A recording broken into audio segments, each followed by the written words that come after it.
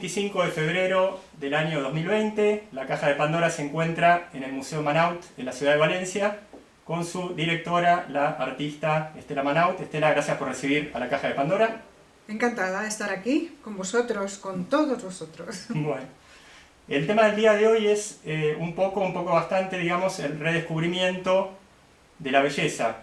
Tenemos con que estamos en una época, por así decirlo, trágica en relación a que nos quieren mostrar como bello algo que técnicamente se llama el kitsch. ¿Qué es el kitsch? Aquello que tiene pretensión de arte, pretensión de bello, pero en el fondo no lo es. Indudablemente esto no es otra cosa que parte de una campaña general para que la gente sea manipulada.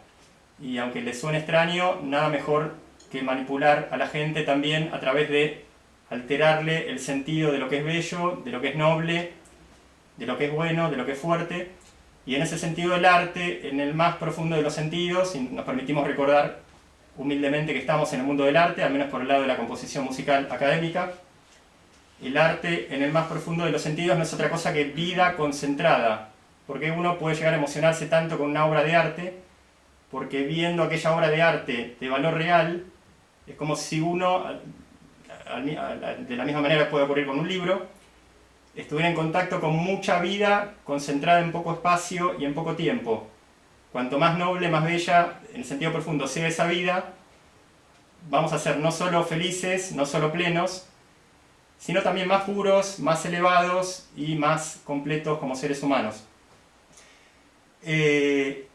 Por eso Estela Manaut, hija del célebre pintor valenciano, nombre de pila que acabo de olvidar, José Manaut, y discípulo del gran pintor valenciano Joaquín Sorolla, nos da este espacio como para que mostremos un ejemplo de arte real, de belleza real, de naturaleza real a través de su obra. Estela, ¿quién fue José Manaut más allá de tu padre? Más allá de ser tu padre. Bueno, pues fue un hombre del Renacimiento, se podía decir, porque era un hombre que era un experto en arte, un experto en humanidades y un gran pintor también, un gran pintor. Él trabajó bajo las órdenes, digamos, bajo la batuta de Joaquín Sorolla durante bastante tiempo, por la amistad, también gracias a la amistad que unía a mi abuelo, o sea, el padre de mi padre, con Joaquín Sorolla, que eran íntimos amigos. Él estudió en Valencia, pero pronto se marchó a Madrid y allí también, todo eso simultaneándolo con exposiciones, conferencias, artículos y libros que escribió varios libros de arte de muy distinto calado, sobre Sorolla, sobre Rivera, y también uno muy importante, Técnica del arte de la pintura, que es un tratado de pintura profundísimo, que toca todos los aspectos que puede necesitar un pintor, desde la anatomía hasta el dibujo lineal, todo. No está incluido naturalmente en las técnicas nuevas a través de ordenador, porque cuando murió mi padre en el 71, pues eso todavía no existía, no funcionaba así. Este es un tema muy interesante que acaba de surgir a partir de tu último comentario. Podríamos decir que antes un artista, por depender menos de ayudas tecnológicas y complementarias, era en cierto sentido más artista que un artista actual. ¿Cómo podríamos explicarlo? Pues yo creo que sí. Desde luego los artistas antes, no solamente los españoles, también lo tienes en todo el mundo, ellos nunca copiaban de una fotografía porque la técnica no era suficientemente buena como para copiar una fotografía y reproducirla. Ellos iban con el caballete, con las pinturas, con el lienzo, iban al campo y allí pintaban.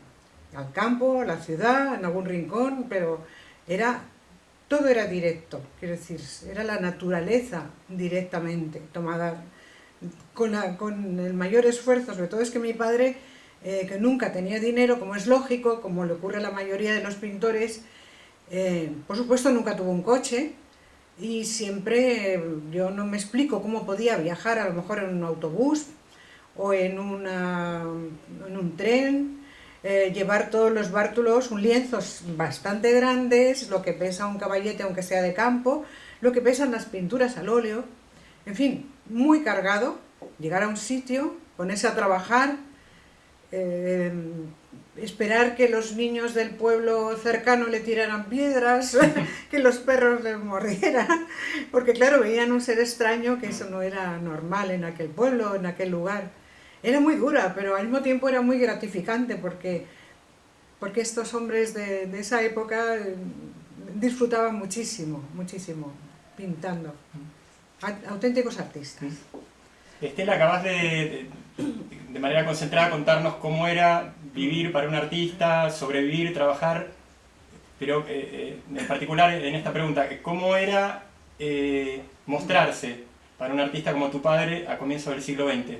También suponemos que es muy distinto a cómo es mostrarse ahora. Bueno, ahí también en el siglo XX ocurrieron cosas tremendas en este país. Uno de ellos fue la Guerra Civil. Hasta ahí mi padre tuvo una vida muy agradable, vivió bien, era catedrático de dibujo en distintos lugares. Él siempre, si había un puesto en algún sitio donde le gustaba por el paisaje que había en el entorno, elegía ese lugar y cambiaba cada 2 o 3 años porque le gustaba, pues eso, tener otros paisajes, otras perspectivas. Y bueno, todo marchó estupendamente. Vivía con mi madre, tenían un hijo que era mi hermano, que nació cuando ellos se casaron, al poco tiempo de casarse. Y bueno, previamente también hay que contar que a principios del siglo XX mi padre tuvo una beca para estudiar en París. Estuvo 4 años en París. Ahí es donde estaba en contacto con todos los pintores, con todos los artistas. Era la Meca, era París, era en aquel momento, bullía en arte por todos lados. Mi padre era feliz allí, no tanto mi madre, porque aunque ahora nos parezca muy bonito el vivir en una buhardilla de Montmartre, en aquel momento era algo infecto. Mi madre no estaba acostumbrada a eso, vivía muy bien, una señorita de familia más o menos burguesa, más bien bastante burguesa. Claro, se encuentra de pronto en una buhardilla extraña, en un sitio donde hace un frío tremendo, una escalera infecta, sin luz, aquello, tenía que cocinar en una estufa, en fin, no tenía nada que ver. Pero en aquel momento estaba enamorada y bueno, cuando uno está enamorado aguanta más cosas. Luego, cuando ya se quedó embarazada de mi hermano, ella dijo, no quiero vivir aquí. Una pena, porque mi padre, si no se hubiera casado, se hubiera quedado a vivir en París y hubiera tenido una vida totalmente diferente. Pero las circunstancias mandan. El otro día nos comentabas que entendimos que sin saberlo exactamente no sospechabas demasiado que tu padre hasta hubiera llegado a dormir en la calle. Ah, bueno, eso fue después. Sí. O sea, está después de lo de París, Sí. digamos, está, bueno, su vida como catedrático. Y luego llega la Guerra Civil. Mi padre era un hombre, llamémosle, de izquierdas, era republicano, por ser republicano en España en aquel momento, o sea, entró la República. Durante unos años se vivió una vida totalmente distinta en este país, que siempre había estado dominado por el clero, por los reyes, por los dictadores. Hubo una apertura también para las mujeres fantástico durante 3 años, más o menos lo que está ocurriendo ahora. Pero claro, duró muy poco tiempo. Bueno, todo el mundo conoce lo que ocurrió, la Guerra Civil, Franco que ya se apoderó del gobierno con la ayuda de Alemania y de Italia, y los republicanos tuvieron que salir huyendo. Mi padre había creado en Valencia Cultura Popular, que era un lugar donde recogían libros durante la guerra para llevarlo al frente. Había milicianos que llevaban los libros en unos cajones especiales que pesaban muchísimo, los llevaban al frente para que los soldados pudieran leer. Mi padre fue quien creó esto con la poeta Concha Zardoya y con mi madre también, Ángeles Roca. Pero claro, llegó un momento en que ya no se podía, ya entraron, porque Valencia fue el último reducto republicano de España. Pero cuando ya entraron aquí las tropas de Franco, todo el mundo se tuvo que marchar, todo el que tenía algunos antecedentes políticos que no encajaban con el nuevo régimen. Los que pudieron, pues en los éxodos que se ven ahora por las fronteras, por los caminos de los pobres sirios, todo esto ocurrió en España también, al final de la República, cuando entraron las tropas nacionales. Y mi padre se quedó pensando que, bueno, él al fin y al cabo no se había ocupado más que de nada más que de arte y de libros y de escribir. En cambio, su padre, que había sido un abogado muy conocido, muy de izquierdas, muy rebelde, y los otros dos hermanos se marcharon a México atravesando, bueno, eso no fue directamente, frontera, campos de concentración, en fin. Difícil llegar hasta México, al final llegaron allí y allí murieron todos. Pero mi padre se quedó. En un momento determinado ya pensó que aquí podía correr peligro y se marchó a Madrid con mi madre y con mi hermano. Madrid era una ciudad más grande, era más fácil diluirse, tenían familia allí, pero bueno, en un momento determinado le localizaron, normalmente cogían a la gente, les hacían hablar o les martirizaban para que pudieran hablar y denunciar. Entonces mi padre al final pues estuvo encarcelado durante 4 años en distintas cárceles en Madrid. La vida dificilísima. Y cuando salió de la cárcel, pues ya no tenía su título de profesor de dibujo, de catedrático, todo eso había desaparecido con Franco, y para sobrevivir encontró un trabajo en el Liceo Francés como profesor de dibujo, porque el Liceo Francés acogía a muchos republicanos en aquel momento.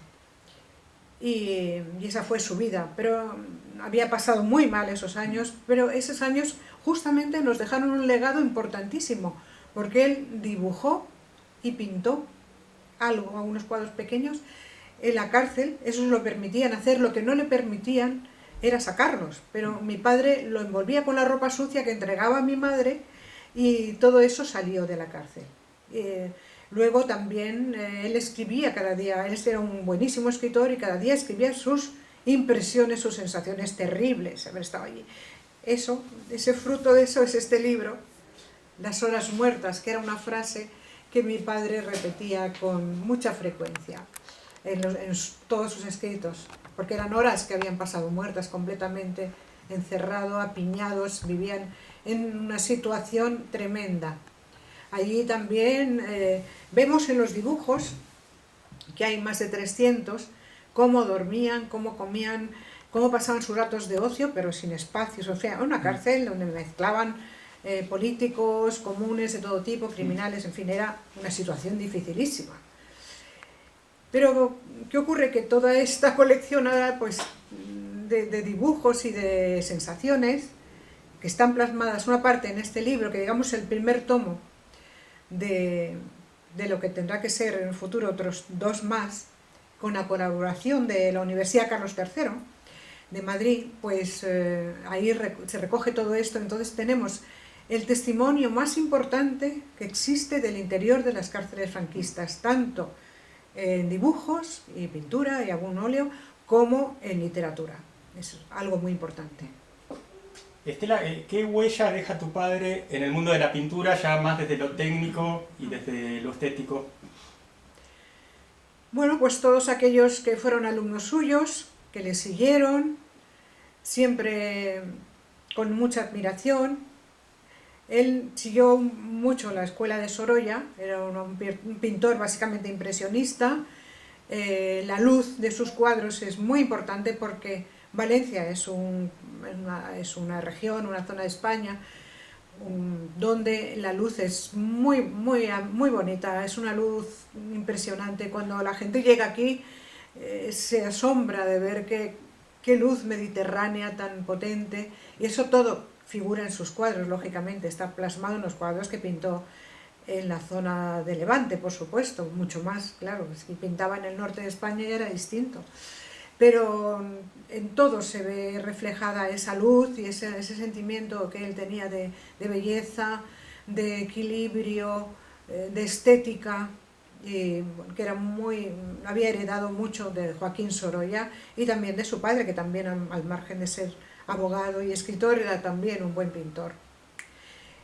Pues ahí están muchísimos alumnos. Uno de ellos fue el rector de la Universidad Carlos III de Madrid, que era don Gregorio Peces Barba, que ya falleció, que fue quien, cuando yo descubrí los dibujos de la cárcel, que los soñé, es que parece una tontería, pero no lo es, no que soñara con los dibujos, soñé que en un altillo del cuarto donde pintaba mi padre, el estudio de mi padre, había unos documentos que a mí me habían pedido, pero ya mi padre había muerto en el año 71 y estamos hablando del año 2000. Quizá mi padre en algún momento me dijera algo así. Claro, él murió antes que Franco, antes que el dictador, por supuesto los dibujos estaban escondidos. Todos sus textos de la época carcelaria estaban escondidos.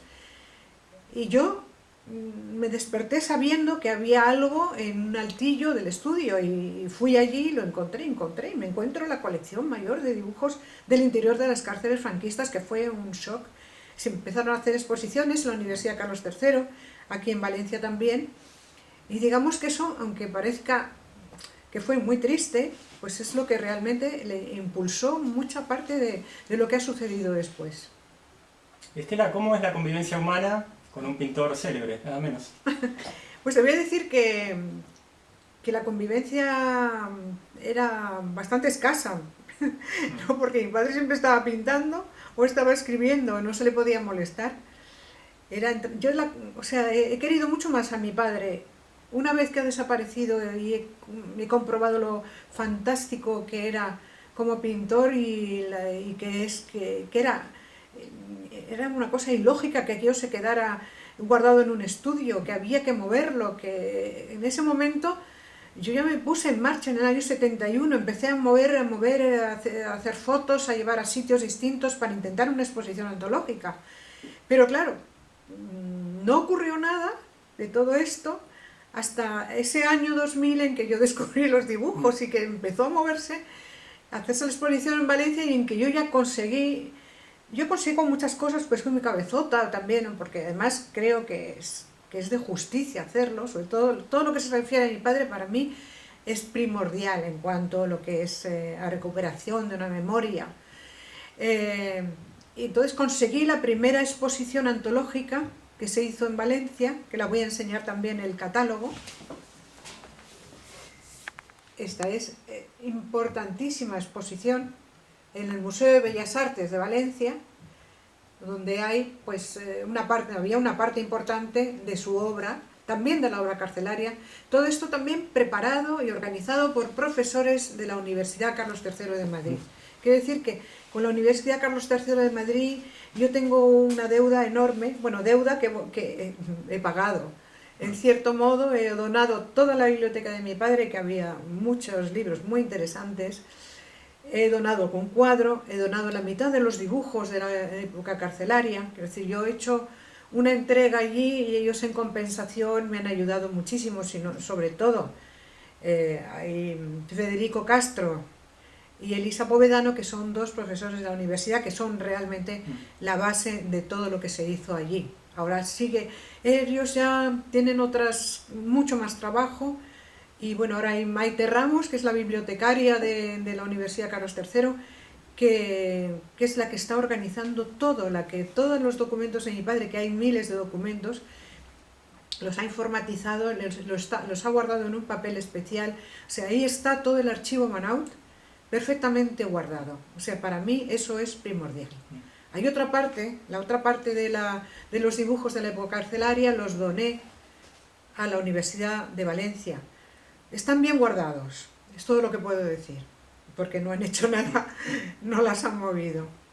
Estela, toda pintura de tu padre relacionada con un paisaje o con un edificio era realizada por tu padre a la manera impresionista, es decir, si pinto un paisaje es porque lo observo, si pinto un edificio, una iglesia, a la manera de la serie de contrastes de luz de Monet, era porque pintaba observando esa iglesia, observando los contrastes de luces reales en vivo, en el momento. ¿Tu padre pintaba a la manera impresionista o a veces pintaba un paisaje porque lo imaginaba? No, no, él siempre pintaba en directo. Sí. Pintaba, iba al sitio, pintaba en la naturaleza. Mm, O en el interior también, algún retrato. Hay retratos magníficos. mm, Magníficos retratos. Era un retratista buenísimo, aparte de un paisajista excelente, pero los retratos son fantásticos. Y él mismo se retrataba muy bien, autorretratos, mm. que luego veremos. Sí. Hay una colección de autorretratos fantásticos donde realmente es él. O sea, yo cuando ya pude conocer a mi padre, porque como soy de la segunda tanda, éramos solo dos hermanos, Mm, pero claro, no pudieron tener una niña hasta que todas las cosas se habían calmado. Y, y bueno, yo le recuerdo a mi padre pues tal como le veo ahí, bueno, en los retratos en que yo le vi, o sea, en el momento que yo le vi, los autorretratos que le representan en esa época. Otra vez yendo a esa cuestión tan curiosa de alguien conviviendo con un pintor, con un artista célebre, en este caso tu padre José Manaut, él, fuera de verlo todo el día pintando, que supongo que por lo cual pasaba aproximadamente la convivencia, ¿qué hablaba él acerca de lo que hacía, de cómo lo hacía, de qué era el arte o la pintura para él, si es que comentaba algo? Hombre, para él la pintura era realismo, o sea, era un pintor realista. Ya Picasso, siendo un magnífico pintor, ya había una época de Picasso que ya él no le gustaba, no le gustaba el arte abstracto, bueno, era otra época. Él no entró nunca dentro de esa dinámica, él siempre se mantuvo en una línea de realismo, de color, bueno, luego también con los retratos, como te he dicho. Si hablamos de la obra de tu padre en función del volumen, tendríamos aproximadamente una cantidad determinada de cuadros, como decías de la obra gráfica carcelaria. ¿Cuántas obras? Bueno, pues sí, yo aquí, en cantidad, sí. porque están todos guardados, donde estamos es muy pequeñito. Es un pequeño museo de 80 metros cuadrados que he creado yo y que mantengo yo. O sea, es algo casi como un milagro que lo pueda mantener. Y tengo aquí, me traje toda la obra que había en Madrid, en su estudio, porque llegó un momento también que era muy caro mantener aquello, no podía. Subieron los alquileres y era imposible mantenerlo. Y traje todo aquí, me traje todo a Valencia y está guardado por ahí, o sea, guardado, escondido, aquí en una habitación, una pequeña habitación que hay ahí. Monté una especie de estanterías con faldas para poder poner, que luego si quieres las vemos, para poder esconder ahí, bueno, guardar la obra, ¿no? Y hay mucha obra también para restaurar. Habrá en total unos 400 óleos y unos 3.500 dibujos. Esto es lo que está aquí dentro. Te lo he dicho de otra forma, indudablemente la obra de tu padre cubriría, si es que llegara a ser suficiente, un gran museo. Cubriría Sí. más de un gran museo, sí. Uno aquí en Valencia y otro a lo mejor en Giria, donde nació, que es la antigua Edeta de la época de los romanos, donde se supone, y espero que también haya un museo. Es que ahora todo es muy difícil, porque es cuestión todo económica. No es cuestión de querer o no querer, es cuestión de que no hay dinero no solamente para montarlo. A lo mejor sí puedes montar un museo. Yo he montado esto con muy poco dinero, pero hay que mantenerlo. O sea, hay que mantenerlo vivo. No se puede abrir un museo, dejarlo cerrado y abrirlo los fines de semana, por ejemplo. Eso no tiene sentido. Lo que hay que hacer es tener museos vivos, porque es lo que ocurre en toda Europa. Los museos están vivos. Hay clases para los niños participan. Hay estudio también para mayores. Hay sala de conferencias, se dan conciertos. Yo esto lo hago aquí en muy pequeña escala, dando conferencias, hago un concierto, algo de teatro de cámara, muy pequeño, lo que puedo, es lo que hago. Teníamos una pregunta reservada que vemos que al menos en parte la contestaste. ¿Cómo mejorar un museo actual? ¿Qué podrías agregar acerca de eso? ¿Puedo toser un poquito? Sí, por favor. Perdón. Espero que no. ¿Cómo qué? ¿Cómo sería mejorar lo que es el museo tipo actual? ¿Mejorar No. No, ¿cómo mejorar lo que es un museo típico? Fuera de lo que hayas adelantado sin querer hacerlo, en relación a que un museo tiene que ser algo vivo. ¿De qué otra manera podría mejorarse lo que es un museo típico, sea valenciano, español o europeo. Pues a base de dinero, sí. O sea, que cuesta mucho dinero, a base de que tiene que haber un personal especializado, tiene que haber un director, tiene que haber alguien que controle las finanzas. Es un mundo y claro, es un mundo que cuesta dinero mantenerlo. Entonces, si no encuentras la financiación, difícilmente se puede crear otro museo si tampoco tenemos ayudas de, no sé, aquí la Generalitat, que es el gobierno valenciano, que tampoco parece que está muy a favor de recuperar a sus buenísimos artistas. Es como estar casi tirando piedras contra un tejado. Es que yo no le veo mucha salida. Le quiero ver salidas porque estoy segura de que yo he nacido para crear el Gran Museo Manaut. Entonces, digamos que es mi meta. Pero claro, se me pasan los años y veo que, bueno, avanzamos muy despacio, consigo cosas, pero lentamente, muy lentamente. Claro, la vida no te da para ir a esa velocidad tan escasa. Entonces eso es más o menos. Estela, en general vemos que los grandes museos suelen combinar lo que es una exposición fija con una temporal itinerante. ¿Estás de acuerdo con ese tipo de museo? Sí, me parece que es lo que tiene que ser. Sí. Eso no lo he metido antes en el lote de lo que hay que tener dentro de un museo, pero por supuesto exposiciones, sala de conferencias, solo la parte didáctica para los niños es muy importante para que se vayan adentrando en el mundo de la pintura. Y por supuesto incluso puede ser un taller de restauración. Hay muchas cosas que se pueden hacer dentro de un museo y que se hacen, ¿eh? Y yo lo he visto por toda Europa, he viajado mucho y en Estados Unidos visitando museos y los museos todos están vivos. Y eso es un museo vivo, es porque tiene más que cuadros colgados. Vas a ver la obra una vez, pero luego puedes volver y se pueden cambiar los cuadros. Es que hay muchas cosas que se pueden hacer dentro de un museo, pero como te digo, si no hay dinero es difícil. Estela, ¿cómo podríamos cerrar este reportaje en cuanto a aquello que creas que no hayas aportado hasta el momento sobre tu padre, sobre José Manaut, obviamente, sobre Joaquín Sorolla, sobre tu obra como directora de un museo? Bueno, yo llevo aquí 15 años en este museo, hace 15 años que lo creé, y espero eso, como te digo, que esto desemboque en un gran museo. No sé cuál va a ser el futuro, no soy adivina. Quiero presentir que sí va a ser un buen futuro, porque no solo fue mi padre el gran alumno de Sorolla, es que hay otros muchos pintores también valencianos, pues que a lo mejor no tienen hija que mueva las cosas, porque normalmente suelen ser las mujeres las que movemos este tipo de cosas. Buenísimos pintores que están escondidos, que están olvidados completamente, pintores del siglo XIX-XX, ahí en Valencia, con la luz que tiene, y el Mediterráneo da para mucho e inspira mucho. Entonces, ahí hay mucha labor que hacer, pero yo, francamente, aquí en Valencia no existe un museo del siglo XIX. Para empezar, que es ahí donde están, XIX-XX, que es donde están los grandes pintores de esta época, los grandes pintores valencianos. Estela, luego vamos a continuar con una recorrida comentada por vos, por supuesto, de parte de la obra de tu padre en este Museo Manaut, dirigido por vos, por supuesto. Pero vamos a cerrar esta entrevista. Gracias por recibir a la Caja de Pandora nuevamente. Pues yo también, encantada de este reportaje, encantada de haberte conocido.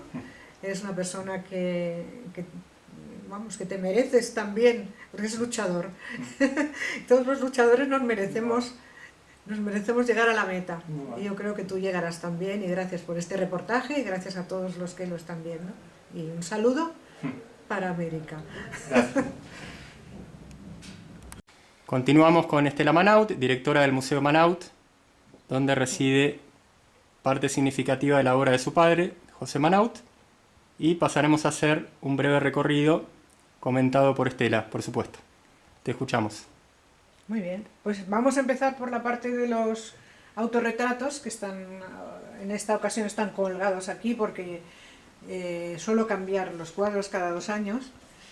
A mí me encanta, este es un autorretrato de vida, está lleno de vida y de ilusión, es el momento del hombre en que está en plena potencia y se nota, son pinceladas muy fuertes, muy potentes, me parece un retrato magnífico, bueno, todos me parecen, ¿eh? Este es otro momento de su vida, no están por orden cronológico, los vamos a ver en distintas épocas. Claro. Este es 1935. Y ahora aquí es donde yo le recuerdo más. O sea, para mí él era así, que es cuando yo conviví más con él, año 59, y siempre llevaba también no llevaba corbata, siempre llevaba un lazo aquí, una corbata de lazo. Sí, es un magnífico retrato también ese, autorretrato, claro. Luego hay otros aquí, sucesivos, de otra época, del 51. Aquí tenía 20 años, aquí tenía 22 años. Toda esta serie, quizás la mayoría de ellos, quizás toda, realizada en Valencia. Seguramente, bueno, no, perdón. Estos sí, de juventud. Sí. Los demás están en Madrid, salvo aquel de la esquina, no lo sé. Que ahí estaba muy joven y yo no sé si estaba aquí o estaba en Madrid. Continuamos. Pues aquí tenemos una vista de Florencia, eso que tú comentabas antes de que si dormía en la calle y tal, pues una beca, porque la ilusión de su vida, como todos los pintores, era conocer Italia, como nunca había podido ir, pero eso ya en los años 60, en 64 concretamente, como vemos ahí, tuvo una beca del Instituto Italiano, pero una beca para 2 meses, escasos, y estuvo mucho más tiempo, y yo creo incluso que llegó a dormir en la calle alguna vez, porque la ilusión suya enorme era pintar y conocer Italia y conocer el arte italiano. Y también es cuando ya estuvo también investigando sobre Giuseppe de Rivera, el Spagnoletto, que vivió en Nápoles toda su vida como pintor. Y hay un gran libro que está sin publicar, que escribió partiendo también de Italia. Estos son, pues, unos apuntes de su primera época. Todo esto es 1919-1920, alrededores de Valencia, es el campo, el agua cayendo por ahí. Esto es Italia también, es un apunte rápido de Florencia. ¿Recordás qué iglesia sería? Estaba Santa María Maggiore, ¿no? Es posible, pero como la más representativa, creo. Claro. También, no sé si era la catedral. Podría ser. Posible, pero bueno, también ha cambiado todo mucho, porque eso que ahora vemos campo ya no tiene nada que ver. Esta es mi madre, en la época en que vivían en París.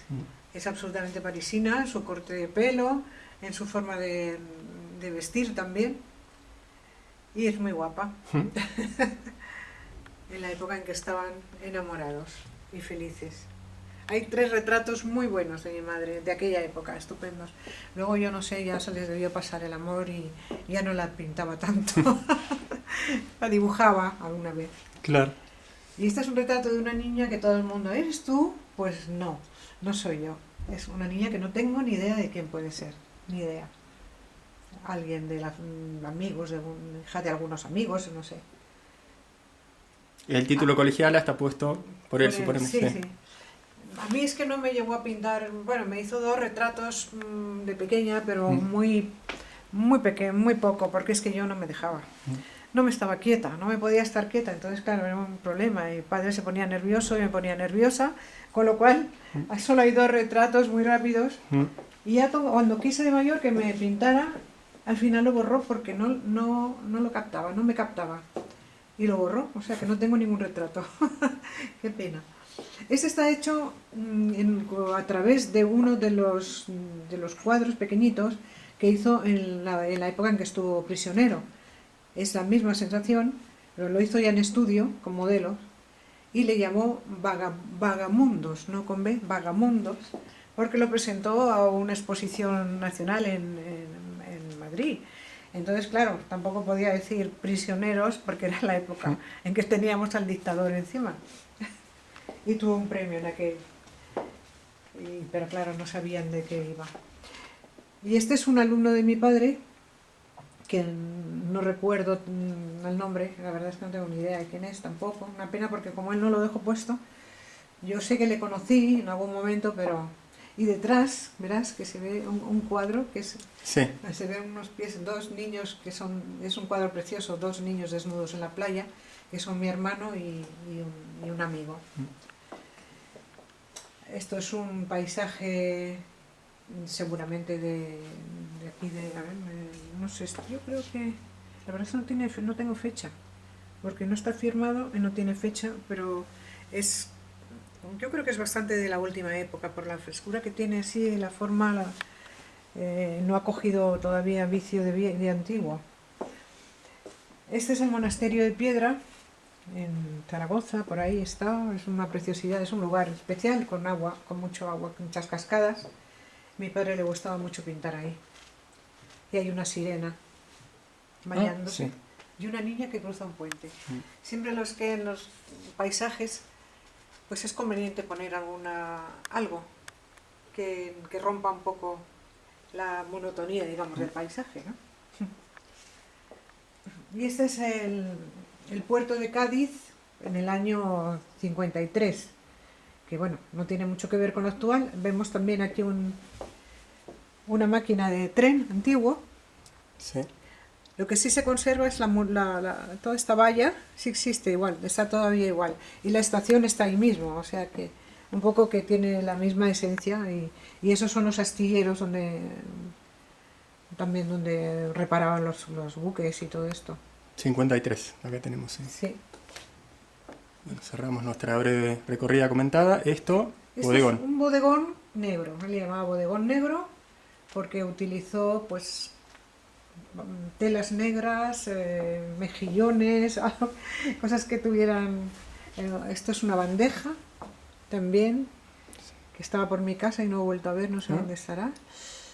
Incluso tenemos ahí, hasta se ve un chorizo o algo así, algo que cuelga, pero todo oscuro. Serían morcillas seguramente, que son oscuras. Entonces, y bueno, uvas negras también. Berenjena, o sea, hay cosas, detalles así, porque por una composición. Y aquí hay un reflejo quizá de una persona que estaba enfrente. Sí. Tiene mucho misterio este bodegón. Bueno, acabamos de hacer una recorrida comentada, breve, pero creemos que es significativa y representativa. Muy bien. Gracias, Estela, nuevamente. Muy bien, gracias a ti.